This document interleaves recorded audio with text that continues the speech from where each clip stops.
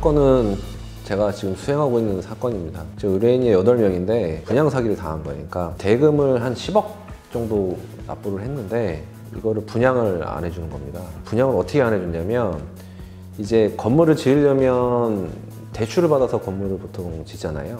그래서 그거를 관리해 주는 게 이제 신탁사를 보통 끼고 하는데 이거를 이 사람들한테 돈을 다 받아놓고 이제 자금이 쪼달리니까 신탁사를 통해서 은행으로부터 대출을 받고 등기를 신탁사에 넘겨버리고 등기 이전을 안 해주는 거예요.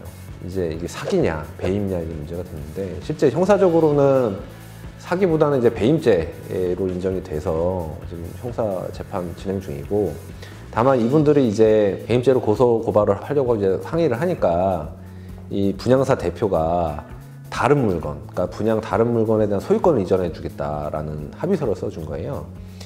그러면 이거를 지금 건물을 짓고 있는 중인데 아직 등기는 안 된 상황이거든요. 근데 이것도 마찬가지로 은행을 끼고 대출을 받아서 관리를 신탁사에 맡길 거기 때문에 만약에 이게 등기될 때까지 기다리면 바로 신탁사한테 신탁 등기가 넘어가서 결국은 이전을 못 받게 되는 결론이 됩니다.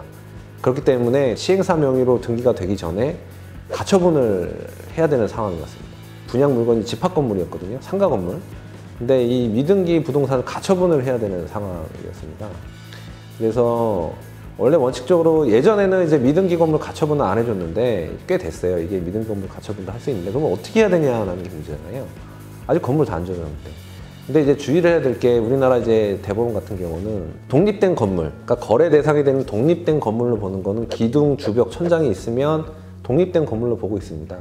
그래서 이 사안 같은 경우도 이제 집합 건물이긴 한데 어느 정도 거의 완공 시점에 이르렀기 때문에 독립된 건물로 보기엔 무리가 없었지만 다만 이제 지자체로부터 사용 승인을 받지 않은 상황이었고 사용 승인을 받아야지 대장을 만들 수 있고 등기가 될 수가 있는데 지금 사용 승인을 받지 못한 상황이고 이제 거의 마무리 공정 단계였거든요.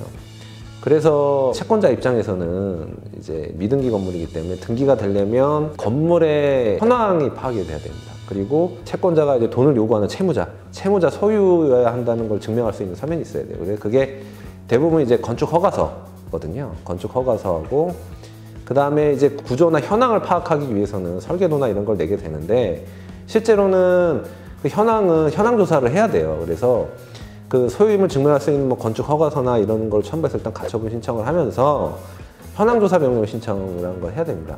그러면 법원에서는 감정인을 지정을 해서 현황조사를 명하게 되고 채권자가 감정비를 납부하게 되면 그 감정인 현장에 나가서 그 건물의 주소가 어떻고 구조가 몇 층이고 그다음에 면적이 어떻게 되고 이런 것들을 조사를 해서 감정보고서를 제출하게 되고 그 감정보고서를 토대로 저희가 가처분을 할 건물을 특정을 해서 가처분 법원에 제출하게 되면 그 법원에서 그걸 심리를 해서 등기소에 가처분 등기를 하라고 직권으로 촉탁을 합니다.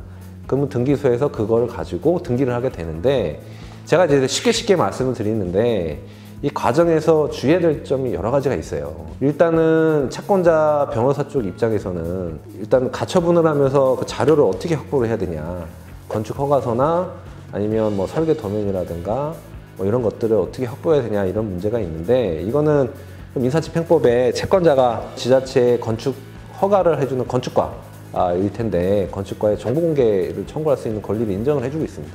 그래서 구체적으로 필요한 서류를 특정을 해서 정보 공개 청구를 해서 자료를 입수한 다음에 그걸 첨부해서 가처분 신청을 하고 그 다음에 현황조사 단계에서는 감정인이 현황조사를 하지만 이 현황조사 내용이 집합 건물 같은 경우는 대주지분권 비율이라든가 이런 부분을 제대로 감정을 못하는 경우도 있어요. 그래서 그 부분을 좀 꼼꼼히 체크를 해가지고 좀 누락된 부분이 없나 체크를 해서 가처분을 한 목적물을 등기가 될 수 있도록 정확하게 특정을 해갖고 법원에 그 제시를 해야 됩니다. 그런 것들은 사실 일반인이 하기 힘든 부분이기 때문에 또 마찬가지로 법률 전문가의 조언을 얻어서 하셔야 될 필요가 있고 이 사안 같은 경우에는 가처분을 안 하면 사실 분양 시행사가 은행으로부터 다액의 채무를 지고 있기 때문에 가처분을 안 해놓으면 피해를 회복할 수 있는 방법이 없어요. 그래서 무조건 가처분을 해야 되기 때문에 사용 승인이 나서 등기가 되고 바로 신탁사로 넘어가기 때문에 그 전에 빨리 가처분을 해야 됩니다. 그래서 그런 것도 적극적으로 대응을 하셔가지고 피해 회복을 해야 된다라는 점을 유념하셔야 됩니다.